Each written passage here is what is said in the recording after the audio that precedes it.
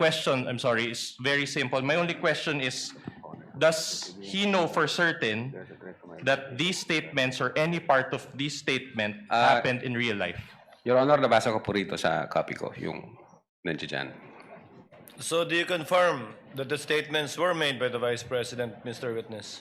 It's here in the transcription, Your Honor, yes. No, no, no. My question is not whether she made the statement. My question is if you know, based on your personal knowledge, if any statement or a portion thereof happened in real life. That's the question. Well, Your Honor, the fact that we have the video on November 26, when the Vice President reiterated what she uttered in November 23, 2024. Your Honor, I'm not even... And at the same time, Your Honor, maybe witness is in the process of manifestation. Allow the Question. witness to answer. Your Honor, we invited the media personalities who have personal knowledge on that date and on that online press conference. And nung tinanong namin sila kung nag-participate sila, sabi nila yes, nakausap nila yung Vice Presidente, nagbigay sila ng mga katanungan. So definitely yes, nangyari po yun. Your Honor, may you manifest, Your Honor, make a manifestation?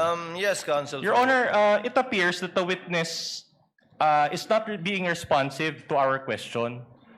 He's talking about something that I did not ask. We are only focusing on this particular statement. We will show other statements later on. And we cannot get an answer from him if he knows. Counsel, even I am confused with the question happened in real life. I think some of us are too.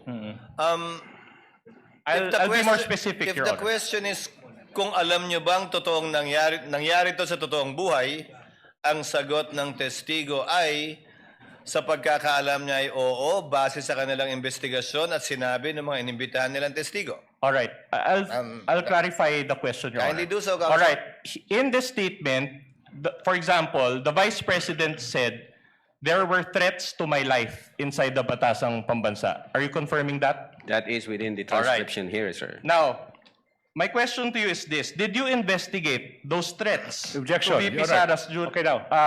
I'm not yet done. All right, Allow- sige. I'm not yet done. Yes, Counsel, yes. So. Did you investigate the threat to VP Sara's life during that time? Objection. Now, misleading, Your Honor. What is it? Because the question was, do you confirm that that statement is found in the transcription as to the Vice President saying that there were threats to her life? And then the witness said, yes, I confirm that I can find it in the transcription. Now the next question of the good counsel is, so did you investigate the threats? That is the classic misleading question. Can we get the Assuming a ruling, fact. Your Honor? Counsel, he's a lawyer. Attorney Lotok is a lawyer, and he knows exactly what's going on. Attorney Lotok, kindly answer. Yes, Your Honor. What's your answer? What's the question, sir? The question is, she mentioned there about the threats to his life. My question is simple. Did you investigate the threats to VP Sara's life during that time? You mean during the live stream, sir?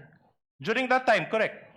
During that live stream. She mentioned that there were threats to her life. Well, based on our investigation, nangyari yung live stream between 11 p.m. 22 to 1 a.m. 23. And then nalaman namin through, nung kumalat siya sa social media, ng mga hapon na, kaya nag-start kami ng investigation. At that time, hindi pa namin alam yung buong laman ng video na yan kasi nag-start pa lang kami. So, I instructed Agent Calilong na siya maging agent on case and then kunin niya yung video, the whole video para sa authentication. Attorney And Lotok, so far- kindly answer the question directly. So I get from your long answer that the answer is no. Specifically at that live stream moment, no, sir. Hindi pa That namin was the alam yan, sir. question of Attorney Binluan. If you investigated at that time, so the answer is no. Yes, sir. Okay. But Please